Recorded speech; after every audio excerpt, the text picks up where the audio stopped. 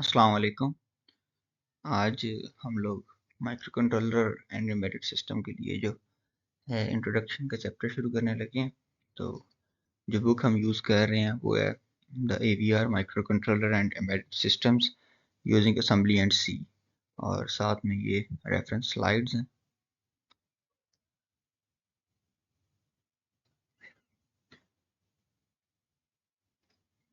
इसमें हम देखेंगे कंप्यूटर की internal organisation, different parts of computers, input outputs, memory, central processing unit, CPU, और connecting the different parts like connecting memory to CPU, connecting input output to CPU, और देखेंगे कि एक computer काम किस तरह करता है, how computers works। ये टॉपिक्स हैं जो हम इस स्लाइड में कवर करेंगे। Here is the internal organization of computer। एक कंप्यूटर जो है उसके अंदर एक सेंट्रल प्रोसेसिंग यूनिट होता है CPU, जो इनपुट्स लेता है, उनको प्रोसेस करता है और फिर एक स्पेसिफिक आउटपुट देता है।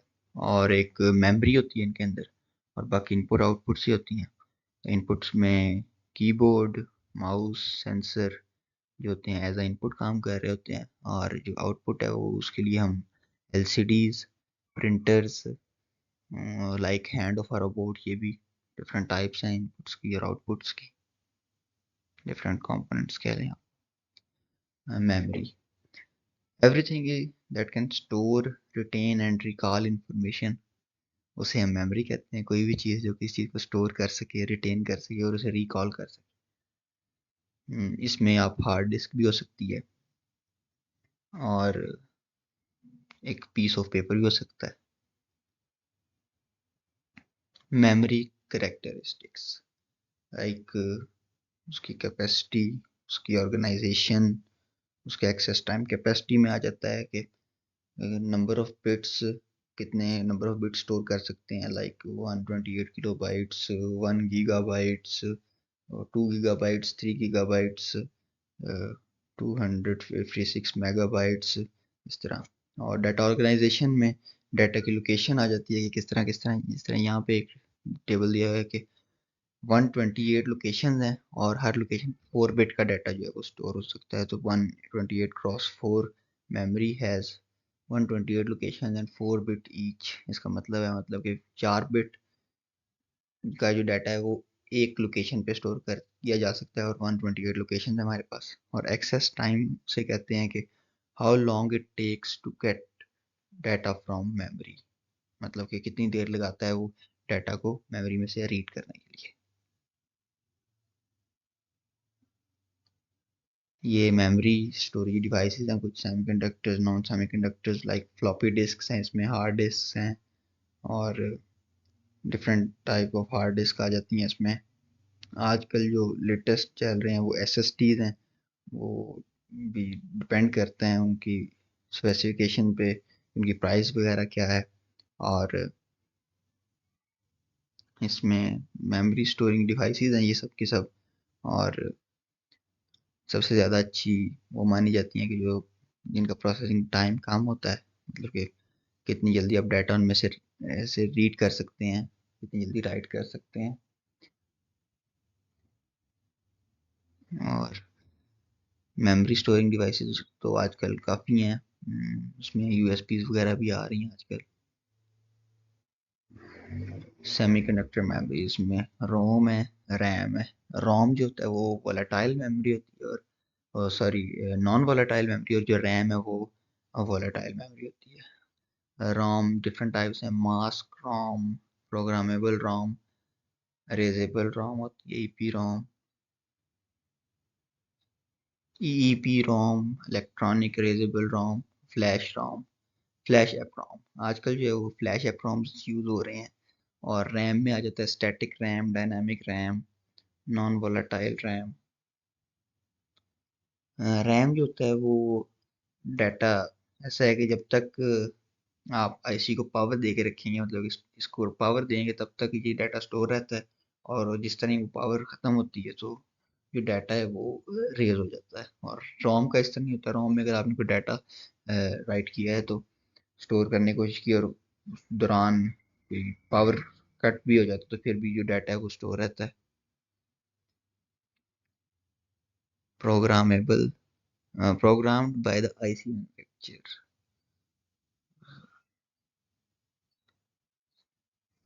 वन टाइम प्रोग्रामेबल आईसी होती हैं कुछ, प्रोग्रामेबल रोम, ओटीपी, वन टाइम प्रोग्रामेबल, मतलब कि कुछ डिवाइसेस हैं जो कोई स्पेसिफिक काम करती हैं, तो उन्हें एक ही टाइम प्रोग्राम करना पड़ता है। मतलब कि आप उन्हें एक दफ़ा प्रोग्राम कर दें और उन्हें बता दें कि उन्होंने ये काम करना है और उसका वो स्पेसिफिक ही काम होगा, तो उसके लिए हम इनको यूज़ कर सकते हैं कि एक ही दफ़ा बस प्रोग्राम कर दें और वो काम जो है वो करते रहें। उसके बाद यूवी एप्रोम्स, ये पुराने ज़मानों में इस्तेमाल होती थी। You can shine ultraviolet radiation to erase it, मतलब कि अल्ट्रावायलेट रेडिएशंस को यूज़ करके इनमें से जो डाटा है उसे अरेज किया जा सकता था। Erasing takes up to 20 minutes time लेती थी। The entire content of ROM are erased, तो जो सारे का सारा कंटेंट था रॉम का वो अरेज हो जाता था। आगे आ जाती हैं जी इलेक्ट्रिकली इरेजेबल प्रोग्रामेबल रोम। ये इलेक्ट्रिकली इरेज होता है, इंस्टेंटली इरेज कर देते हैं ये डाटा को, और each byte can erased separately, मतलब कि इसमें से जो डाटा है वो अलग अलग जो है वो जाके उसे इरेज किया जा सकता है। इस तरह नहीं होगा कि सारे के सारा डाटा जो है वो एक ही क्लिक में इरेज हो जाएगा। पिछले जिस तरह में था कि वो एक ही दफ़ा आप क्लिक करते थे और सारे का सारा डाटा जो है, तो ये एक बेनिफिट है कि आप कुछ जो डाटा आप इरेज करना चाहते हैं उसे इरेज करें जाके स्पेसिफिक।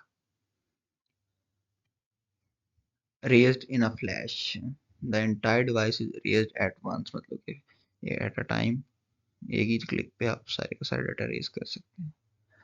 आगे आते हैं सेमीकंडक्टर मेमोरीज, रोम, ये जो रैम है वो made of flip flops transistors. Advantages ये है कि ये फास्टर होते हैं और नो नीड फॉर रिफ्रेशिंग, और इसके डिसएडवांटेजेस ये हैं कि पावर ज़्यादा कंज्यूम करते हैं और एक्सपेंसिव होते हैं। ये स्टैटिक रैम। डायनामिक रैम जो है वो कैपेसिटर से मिलके बनते हैं। इसके एडवांटेजेस ये हैं कि पावर कम कंज्यूम करते हैं, चीपर होते हैं और कैपेसिटी जो है वो ज़्यादा होती है। और डिसएडवांटेजेस ये हैं कि ये थोड़ा स्लो काम करते हैं और रिफ्रेश करना पड़ता है continuously.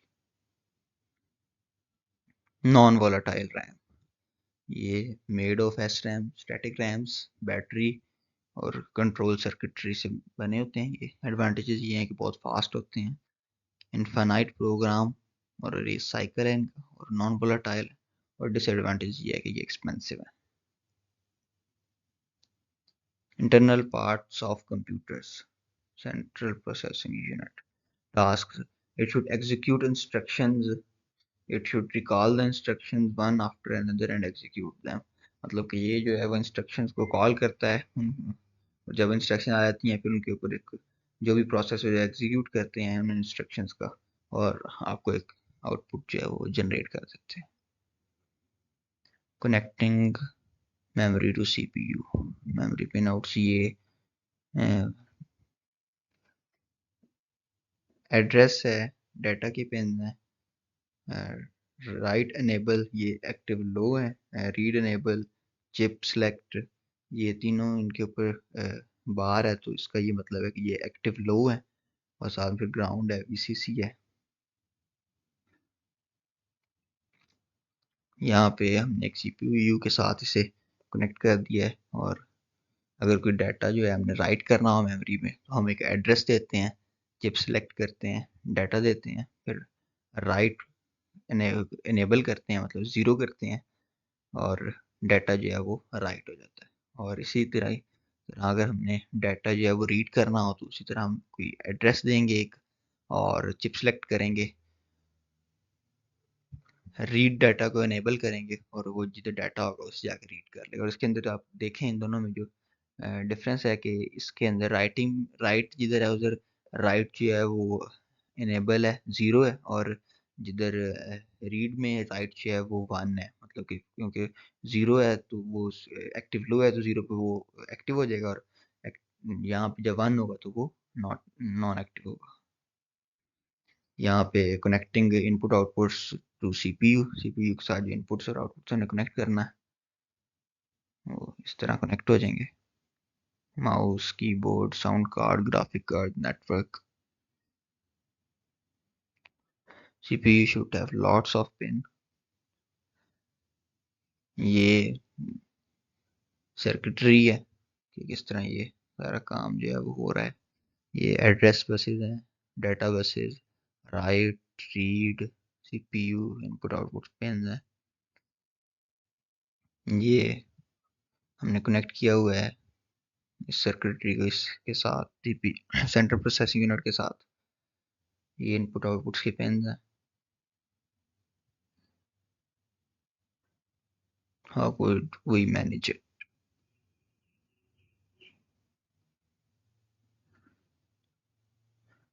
The logic circuit enables chip select when address is between 0 and 15। मतलब जब एड्रेस 0 से 15 के दरमियान होगा तो जो चिप सेलेक्ट है वो एनेबल हो जाएगी, और फिर उसके बाद जो सारा प्रोसेस है, मतलब कि जिस इन स्पेसिफिक इनपुट पे उस जो आउटपुट के लिए जो सर्किटरी है वो एनेबल होगी, और फिर वो सारा प्रोसेस जो है वो हो जाएगा।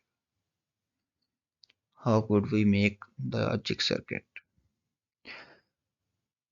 Write the address range in binary, मतलब कि फ्रॉम एड्रेस 0 टू एड्रेस 15 तक। इसके अंदर हम डिफरेंट नैंड गेट्स यूज करते हैं। Separate the fixed part of address, like यहाँ पे जो है वो 0000 और 0000 जो है उसे हमने स्पेसिफिक है दोनों में। तो using the NAND design a logic circuit whose output activates when the fixed address is given to it. मतलब कि एक फिक्स एड्रेस जब किसी नैंड गेट को दिया जाएगा तो वो उसके ऊपर एक स्पेसिफिक जो आउटपुट है वो जनरेट कर देगा। लाइक यहाँ पे जो है वो A4, A5, A6, A7 है। ये सारे के सारे एक्टिव लो हैं, मतलब जब इन चारों पे 0 आएगा तो वो आगे जो है वो कंट्रोल चिप जो चिप सेलेक्ट है उसके ऊपर 1 कर देगा, और जो है वो आउटपुट पे हमारे पास जो है वो हाई हो जाएगा, और वो वाली जो पिन है वो एक्टिव हो जाएगी। यहाँ पे उनका another example of address decoder है। Design an address decoder for address of 300H to 3FFH। तो इसके लिए एक डिकोडर डिजाइन करें। उसमें भी क्या होगा कि right the address range in binary, binary में एड्रेस रेंज लिखेंगे इस तरह। उसके बाद जो है हम separate the fixed part of address, fixed part of address को हम लोग जो है वो सेपरेट कर लेंगे। 0011, इधर 0011 को हमने सेपरेट किया। उसके बाद जो है डिज़ाइन द लॉजिक सर्किट, वो एक ऐसे का ये चिप सेलेक्ट के लिए आ गया जी, A8, A9, A10, A11, 0011। An easy way of designing, मतलब कि हमने डिज़ाइन करना है कि ये A11, A10, A9, A8, इन पे 1100 आ जाएगा, और इस तरह ये आया तो ये एक नैंड गेट डिज़ाइन हो गया कि इस तरह की अगर एक स्पेसिफिक इनपुट आएगी तो आपने इसको इसको आपने एक्टिव कर देना, ऑन। आगे देखते हैं कि एक कंप्यूटर के अंदर क्या चीज़ होता है, मतलब इनसाइड अ कंप्यूटर क्या चीज़ होती है।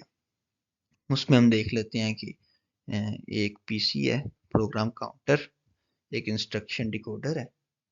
ये ये एक इंस्ट्रक्शन डिकोडर है, ये हमारा पीसी है, प्रोग्राम काउंटर, ये अरिथमेटिक लॉजिक यूनिट है, और ये रजिस्टर्स हैं। ये हमने डीएलडी में भी देखे थे ये रजिस्टर्स। और आगे चलते हैं कि हाउ कंप्यूटर वर्क्स, मतलब कि एक कंप्यूटर जो है वो काम कैसे करता है। तो ये एड्रेस दिए हुए हैं, और इन एड्रेस के ऊपर ये स्पेसिफिक वैल्यूज हैं, और ये एक कोड है असेंबली लैंग्वेज में। आप कह सकते हैं कि किस तरह स्टेप वाइज एक प्रोसेस जो है वो चल रहा है इसके अंदर।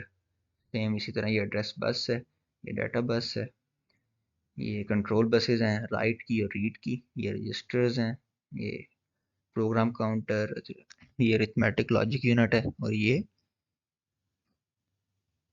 इंस्ट्रक्शन डिकोडर है। अब एड्रेस बस पे हमारे पास 0 चला गया है, और यहाँ पे 0 पे हमारे पास क्या चीज़ है, 31H। तो क्या होगा, ये 31 जो है ये मूव करके इधर आ जाएगा हमारे पास इंस्ट्रक्शन डिकोडर के पास। और फिर क्या होगा जी, ये 17 यहाँ पे प्रोग्राम में आके जो 17 एड्रेस पे जो डाटा है वो ए में चला जाए, ए रजिस्टर पे चला जाए, जो 17 एड्रेस पे डाटा है ये 17 है। इसके ऊपर जो भी डाटा होगा वो यहाँ पे एड्रेस बस पे 17 आ गया है, तो 17 के ऊपर जो डाटा है वो ए पे आ जाए। तो 17 पे 9 डाटा है वो यहाँ से उठेगा और जाके ए पे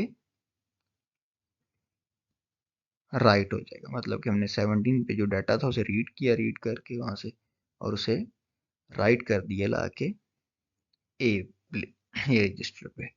और यहाँ पे प्रोग्राम काउंटर पे 1 आ गया, मीन्स के यहाँ पे इस तरह होता है कि जो अगला एड्रेस होता है ना वो यहाँ पे आ जाता है। फिर अगला जो प्रोसेस है वो ये है कि जिस तरह अब 1 यहाँ पे है, तो 1 पे क्या चीज़ पड़ी है, 1 पे डाटा है जी C4। तो C4 जो है वो इंस्टेंट डिकोडर इंस्ट्रक्शन डिकोडर पे आ जाएगा। ये 1 एड्रेस यहाँ पे गया एड्रेस बस पे, और एड्रेस बस पे जिस तरह गया तो हमारे पास जो C4 था वो इंस्ट्रक्शन डिकोडर में आ गया। अब C4 पे जो इंस्ट्रक्शन है वो डिकोडर जो है वो डिकोड करेगा। उस पर ये है जी कि जो ए पे जो डाटा है ना वो बी पे कॉपी हो जाए। तो क्या होगा जी कि यहाँ पे ये प्रोग्राम काउंटर को पता चल गया जी, अब वो 2 पे चला गया, और जो डाटा था हमारे पास ए में वो कॉपी हो गया बी पे। अब यहाँ पे जो एड्रेस बस पे चला गया 2, तो 2 पे जो डाटा है वो 26H है, तो 26H जो है वो वहाँ से हमारे पास आ जाएगा इंस्टेंट सॉरी इंस्ट्रक्शन डिकोडर पे। अब वहाँ पे क्या है जी, जो 6 प्लेस पे जो डाटा है वो है 5, और वो कह रहे हैं कि वो जो है ए पे चला जाए। तो इसी तरह जो डाटा हमारे पास है 5 वो ए पे आके ओवरराइट हो जाएगा। जी बिल्कुल। और फिर आगे उन्होंने कहा है जी कि अभी ये थर्ड पेज हमारे पास है, ये 3 एड्रेसेस आ गया। तो हमारे पास थर्ड पे क्या है 81H, तो वो इंस्ट्रक्शन डिकोडर पे आ जाएगा। 81H पे उन्होंने कहा कौन सा जो प्रोसेस हो, वो प्रोसेस ये है कि उन्होंने कहा जी ए को बी में प्लस करें और ए पे राइट कर दें। तो क्या होगा, ए और बी प्लस होंगे। वो जितने भी मैथमेटिकल जो ऑपरेशन होते हैं वो हमारा अरिथमेटिक लॉजिक यूनिट जो है वो देख रहा होता है। तो इसी तरीके से जो है हमारे पास ये इधर देखें, जिस तरह ये 5 और ये 9 यहाँ पे गया, दोनों को ऐड किया और हेक्साडेसिमल में एक आंसर आया ई, उसे हमने ए पे राइट कर दिया। ठीक है। और साथ साथ इसी तरीके के साथ यहाँ पे प्रोग्राम काउंटर काम कर रहा है, यहाँ पे इंस्ट्रक्शन डिकोडर, और आपने अरिथमेटिक लॉजिक यूनिट का भी काम यहाँ पे देख लिया। ये जितनी भी मैथमेटिकल कैलकुलेशंस कॉम्पिटिशन्स हो रही होती हैं वो सारी अरिथमेटिक लॉजिक यूनिट देख रहा होता है। ठीक है। और फिर उन्होंने हमें कहा है कि जो ए पे जो डाटा है वो आप 7th एड्रेस पे जो है वो राइट कर। अब यहाँ पे जिस तरह ये 4 आ गया, 4 पे हमारे पास क्या है जी, जो है वो ई ए है वो इंस्टेंट डिकोडर पे आ गया, और वहाँ पे हमने उसने ये कहा हुआ है कि आप ऐसे करें कि जो डाटा ए के पास पड़ा हुआ है वो है ई ई, यहाँ से उठे डाटा बस पे गया और वो वहाँ पे जाके राइट हो गया। अब आगे हम देखते हैं ये हाउ इंस्ट्रक्शन डिकोडर वर्क्स, मतलब कि इंस्ट्रक्शन जो डिकोडर है वो कैसे काम करता है।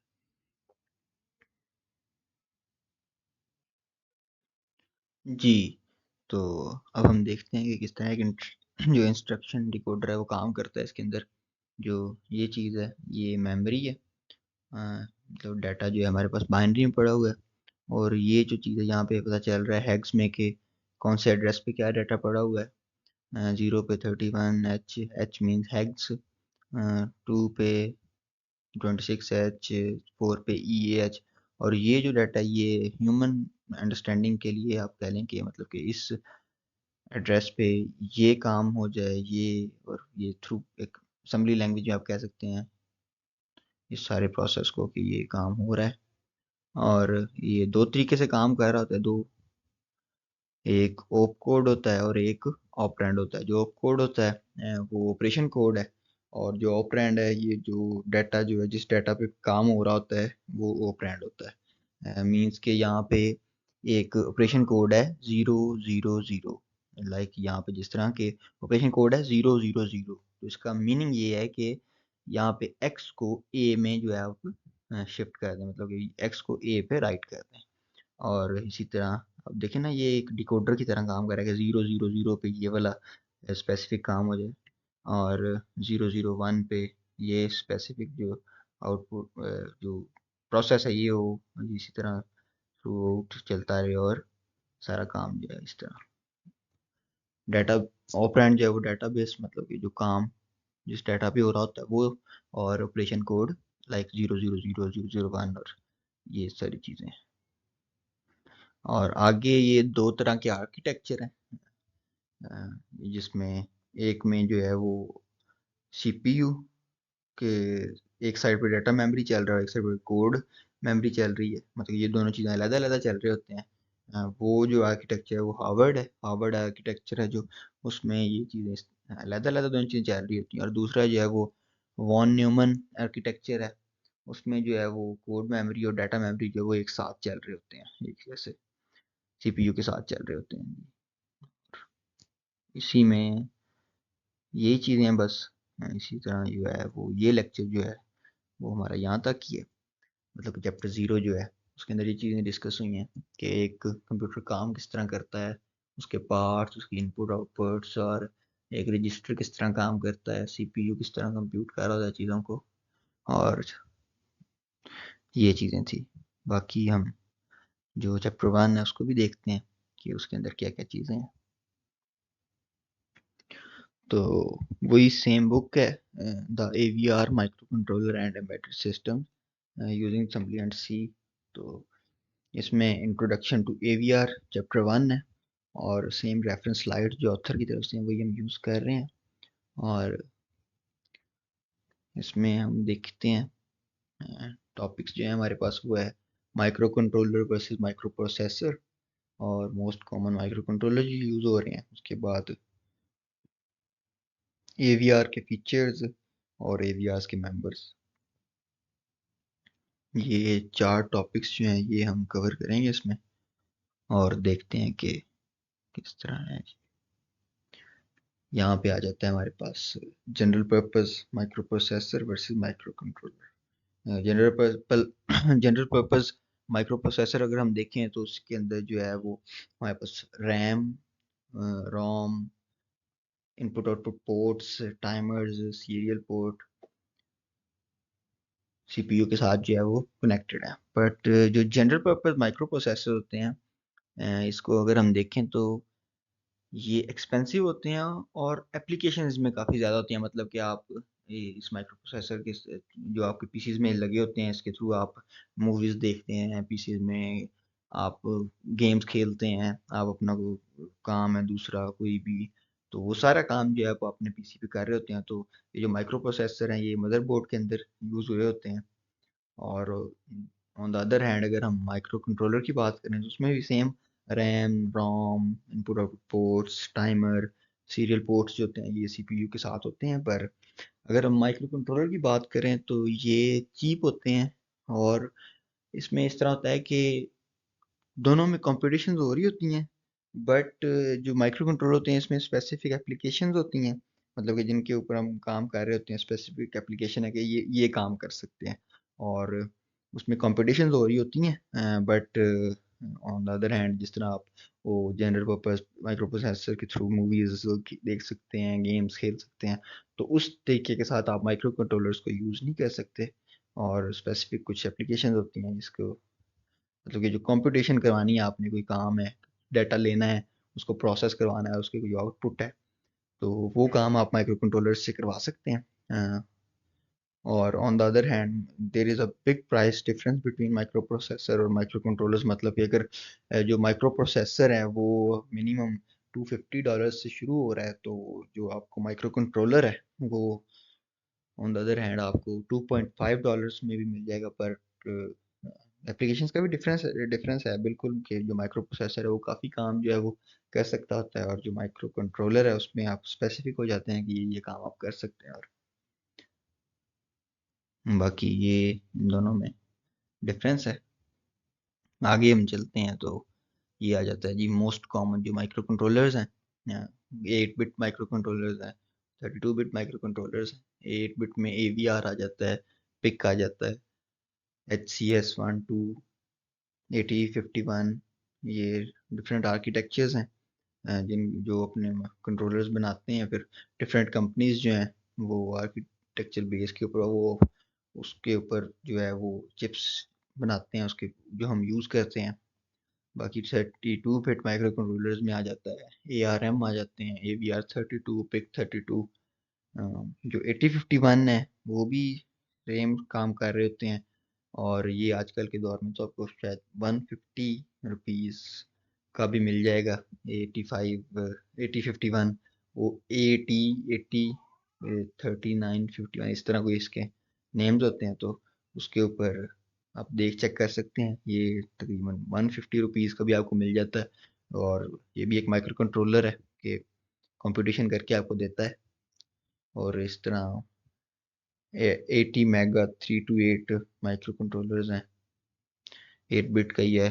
तो 8 बिट का माइक्रो कंट्रोलर अगर हम जो मोस्ट कॉमनली यूज़ कर रहे होते हैं माइक्रो कंट्रोलर्स अपने लिए, वो आर्डिनो कंपनी है एक, उसके होते हैं। उसके अंदर जो चिप यूज़ होती है वो 80MEGA 3280 ये चिप यूज़ होती है उसके अंदर। और उसके अंदर जो क्रिस्टल है, मतलब डिफरेंट फ्रीक्वेंसीज के क्रिस्टल्स यूज होते हैं ना माइक्रो कंट्रोलर की चिप्स के अंदर। तो उन फ्रीक्वेंसी मतलब different frequency like 30 megahertz, 40 megahertz. तो अगर हम बात करें जो Arduino Uno most probably most commonly sorry जो यूज़ कर रहे होते हैं वो आर्डिनो ऊनो है। तो उसका जो है उसका जो क्रिस्टल है वो 16 मेगाहर्ट्ज का क्रिस्टल यूज होता है उसके अंदर। हाँ, ये एक अक्सर क्वेश्चन आ रहा होता है कि कितने मेगाहर्ट्ज का जो क्रिस्टल है वो यूज हुआ है। तो 16 मेगाहर्ट्ज का क्रिस्टल जो है वो यूज हो रहा होता है उसके अंदर। आगे जो है ये AVR इंटरनल आर्किटेक्चर है, मतलब कि AVR का जो अंदर का जो सिस्टम होता है वो क्या चीज़ है, वो ये होता है।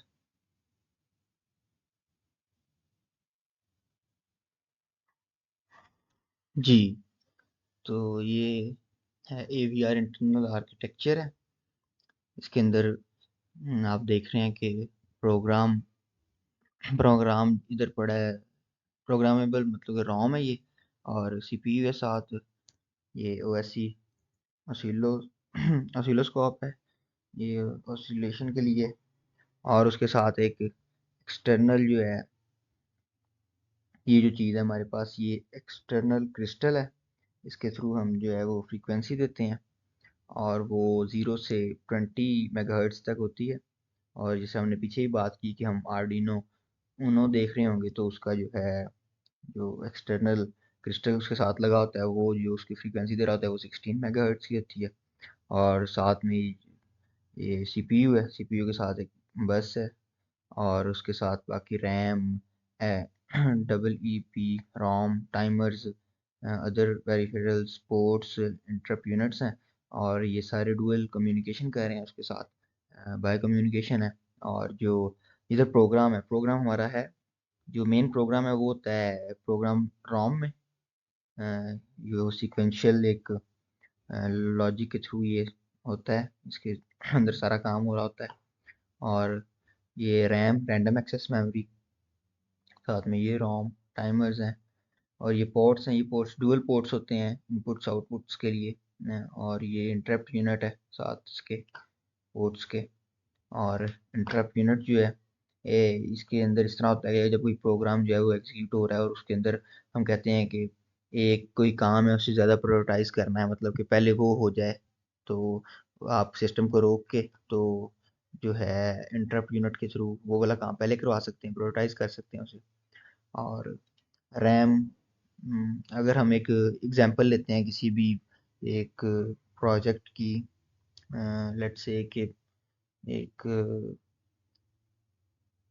डिजिटल सिस्टम की एक डिजिटल लॉक की हम एग्जांपल लेते हैं कि इसके अंदर एक प्रोग्राम होगा उस लॉक का कि किस किस तरीके के साथ उसने ऑपरेट होना है। वो एक दफ़ा प्रोग्राम एग्जीक्यूट होगा और जो है सिस्टम वर्क करना शुरू हो जाएगा। अब उसके अंदर जो टेम्परेरी डाटा है वो रैम के अंदर स्टोर हो जाएगा और बाकी अब हम डिजिटल लॉक अगर देंगे तो हम साथ में ये भी देंगे कि वो जब भी चाहें तो वो अपना वो पासवर्ड जो है वो चेंज कर सकें लॉक का। तो उसके लिए फिर हमें क्या करना पड़ेगा कि ये एप्रॉम जो है ना, ये यूज़र के एंड पे जो डाटा होता है, जो इन्फॉर्मेशन है वो चेंजेबल होती है, वो चेंज कर सकते होते हैं। तो वो क्या करेंगे कि कुछ स्पेसिफिक टाइम के लिए कोई एक बटन को दबा के रखें, उसके बाद को जो पासवर्ड एंटर करेंगे यहाँ पे, वो यहाँ पे स्टोर हो जाएगा और पासवर्ड चेंज हो जाएगा। तो ये यूज़र के एंड पे होता है। और बाकी ये पोर्ट्स होती हैं इनपुट आउटपुट के लिए, ये दोनों तरीके से के साथ इस्तेमाल की जा सकती होती हैं। और ये चीज़ें हैं, इसमें पोर्ट्स भी डिस्कस हो गए हैं, इंटरप्ट यूनिट का भी बता दिया है और सीलोस्कोप होता है साथ साथ में एक्सटर्नल ये क्रिस्टल होता है, ये वाला ये जो चीज़ है ये एक्सटर्नल क्रिस्टल है। ये जो ऊनो हम यूज़ कर रहे होते हैं उसके अंदर ये 16 मेगाहर्ट्ज़ की पल्स दे रहे होते हैं। साथ में इसमें प्रोग्राम होता है जो जिसमें से पूरी एग्जीक्यूशन हो रही होती है सिस्टम की। और ये प्रोसेसिंग यूनिट है, ये टाइमर्स है। और बस ये एक 28 पिंस की जो है एक चिप है, मेगा 328। ये इसके अंदर ये कुछ pins VCC, ground, reference, AVCC, ये ADC pins, analog to digital converters और बाकी ये पीसी इंटरेक्सटेल, आरएक्सडी, टीएक्सटी, ये रिसीवर ट्रांसमीटर की पिंस होती हैं। ये रीसेट है, रीसेट के पीछे जो बार है इसका मतलब ये एक्टिव लो है, तो अगर ज़ीरो का सिग्नल आएगा तो ये ऑन होगी। और यहाँ पे ये सारी जो पिन्स हैं इसके अपने अपने काम है, कुछ डिजिटल पिन्स हैं, कुछ एनालॉग पिन्स हैं, कुछ पीडब्ल्यूएम पिन्स हैं। और ये जो है एक 28 पिन का एक ये माइक्रो कंट्रोलर की चिप है, ये मेगा 328। और यही जो चिप है ये उधर हमारे आर्डिनो ऊनो में भी इस्तेमाल हो रही होती है। नेक्स्ट ये एवीआर डिफरेंट ग्रुप्स हैं एवीआर के। क्लासिक एवीआर जी 80 90 S2313, ये मेगा 15, स्पेशल पर्पज है एवीआर एक्स मेगा। ये फीचर्स पर डिपेंड कर रहा होता है कि आपकी जो एप्लीकेशन है वो कितनी बड़ी जो आपका प्रोजेक्ट है उसकी के ऊपर डिपेंड करता है कि आपको कितने की चाहिए ना, कितने पिंस चाहिए। तो उसके ऊपर डिपेंड करता है। कुछ आईसीज हैं वो काफ़ी जो बड़ी एप्लीकेशन होती हैं उनके अंदर इस्तेमाल हो रही होती हैं। मतलब कि आपका प्रोजेक्ट कोई बहुत कम्प्लेक्स है, उसको बहुत ज़्यादा पिंस की ज़रूरत है उसमें इनपुट आउटपुट्स के लिए, और तो उसके अंदर आप मेगा यूज़ कर लेंगे। और बाकी अगर आपको कोई काम है जो कम पिंस से हो रहा है तो वो भी उसमें फिर आप कोई और कंट्रोलर यूज़ कर लेंगे तो वो ज़्यादा अच्छा रहेगा। मतलब कि अगर एक कंट्रोलर है जो $2 का है और एक कंट्रोलर $3 का है और आपका काम $2 वाले कंट्रोलर से हो रहा है तो आपको ज़रूरत नहीं है कि आप $3 वाला बनाएं। और इसमें तो आपको कॉस्ट कम लग रही है, मतलब लग रहा है कि सिर्फ $1 का डिफरेंस है। पर अगर इससे ही इससे ही बात किया जाए कि आपने उसी चिप की जो है वो 1000 या 10,000 कॉपीज बनानी है तो फिर वो $2000 और 3000 और 30,000 और 20,000, वो एक बिग डिफरेंस आ जाता है फिर। और आगे चलें तो ये जो है डाटा डाटा शीट्स होती हैं, और डाटा शीट तो काफ़ी बड़ी होती हैं, 200-200 पेज, 300-300 पेज की। पर जो डाटा हमने देखना होता है उसमें ये आ जाता है कि कोड रोम ये 2K, डाटा रैम जो है वो 128 है जिस हिसाब से हमें चाहिए। ये data double E P ROM 128 input output pins पे डिपेंड कर रहा होता है कि हमें कितनी चाहिए, ये 15 है, 33 है, 20 है। Analog to digital converter pins चाहिए नहीं चाहिए, वो 0 0 ये 6 है इसमें। अगर हमें किसी में एनालॉग डिजिटल कन्वर्टर चाहिए होगा किसी काम के लिए पिन, तो हम ये वाला फिर प्रेफर करेंगे कि जिस कंट्रोलर में हमें ये मिल रहा हो। साथ में टाइमर्स आ जाते हैं, पिन नंबर्स एंड पैकेजेस साथ। तो ये जो डाटा है ये हम देख के तो फिर अपने लिए सिलेक्ट करते हैं कोई भी चिप, अपने काम को देखते हैं, फिर उसको देखते हैं डाटा शीट को। आगे चलें तो ये सब मेंबर्स ऑफ मेगा फैमिली है।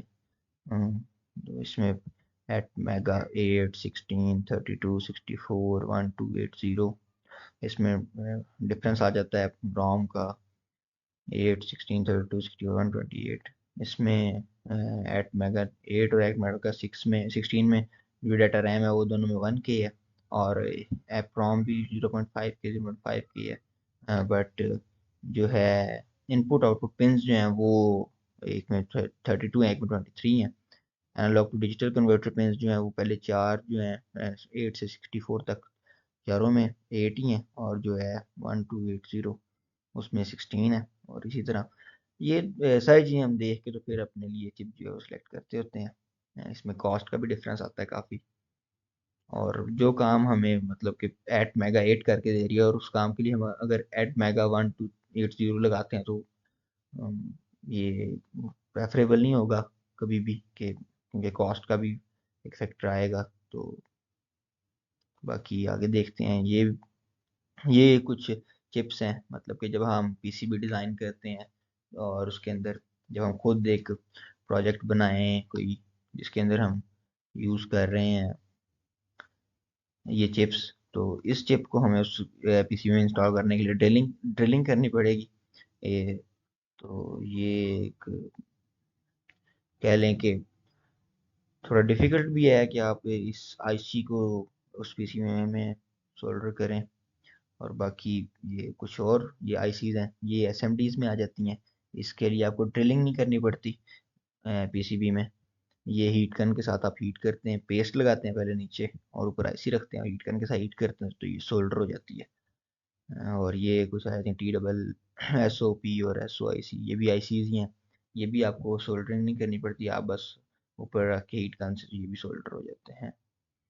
ये आ जाता है फिर आगे आईसी, ये भी आईसीज ही हैं, पर ये जब 4 लेयर्स पीसीबीज आते हैं आगे और लेयर्स आप ऐड करे करते जाएं तो ये आईसीज जो हैं वो तब इस्तेमाल हो रही होती हैं।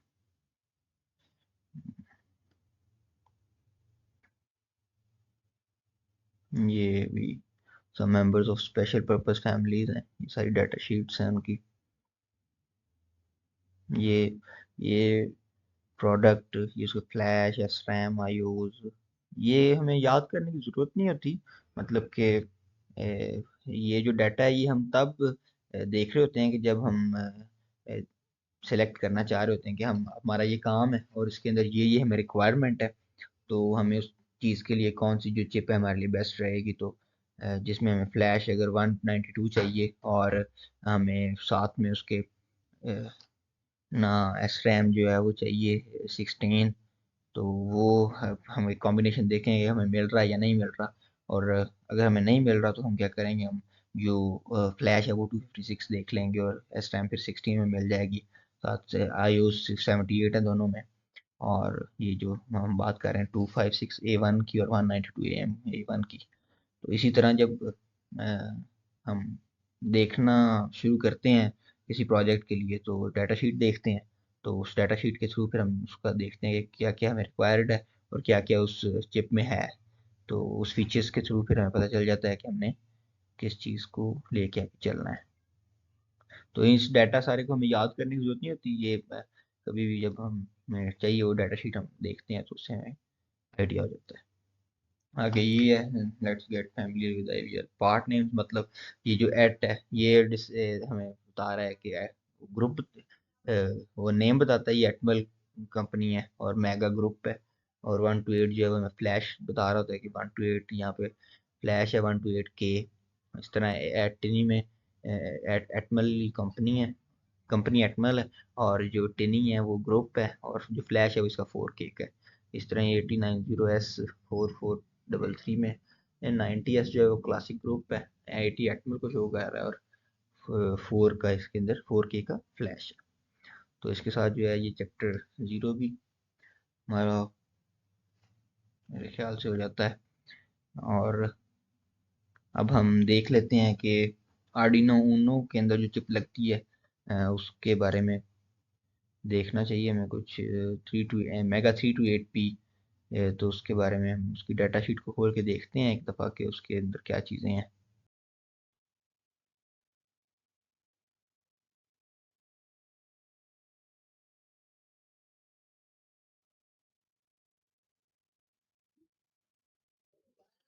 जी, तो ये एटमल मेगा 328P की हमारे पास डाटा शीट है।